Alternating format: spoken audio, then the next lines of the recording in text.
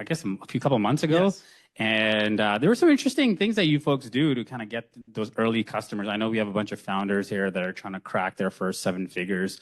And you were mentioning that you guys do quite a bit of cold outreach in terms of emails. Yeah. About 1 million emails a month. Yeah. So tell us a little bit about that, like, kind of that process, how you landed on it, and kind of the infrastructure behind it.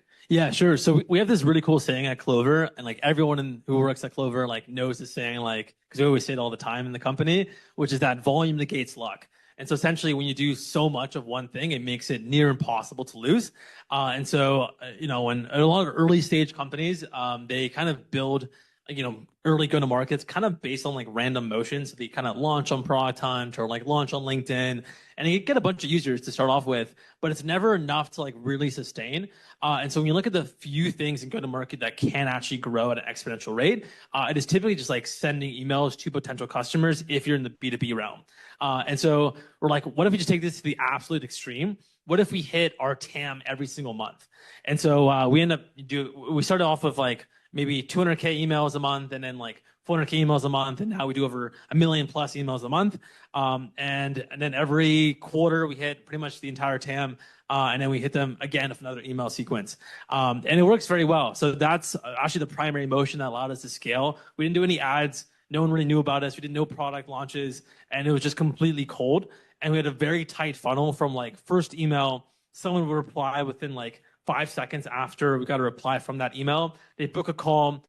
It was a 2-week close, a 2-touch close.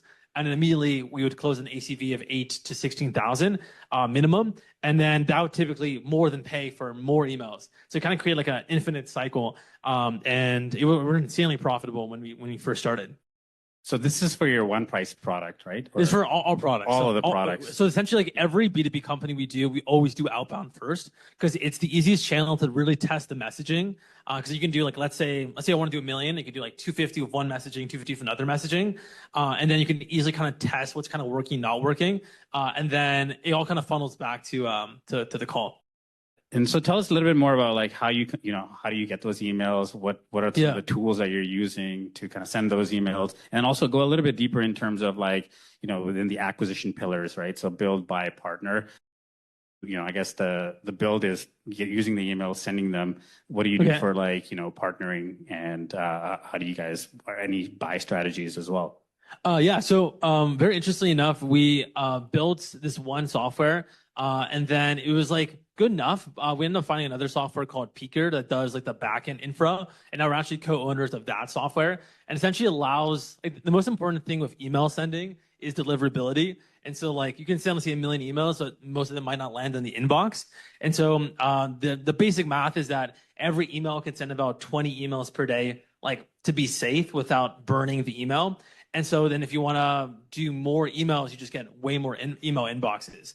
And so we have like thousands of email inboxes, and we just rotate between those inboxes when sending. So you would have like one person auto send from like, Tiana at Clover, and the other one would be like Georgie at Clover. And we end up having like, thousands of those all sending at the same time. In terms of the buying side, it's just like we bought equity in the infra behind it, and now we kind of co-own it. And in terms of partnering, all of it's kind of done in-house, so we didn't really partner externally with anyone. So you folks are not buying any ads, like not doing any kind of marketing, it's completely email dependent. So for the first 8 million, yes. After 8 million, we kind of like, we maxed the TAM. So like there wasn't, you can't really maximize more on the email process. And so then we started doing ads after.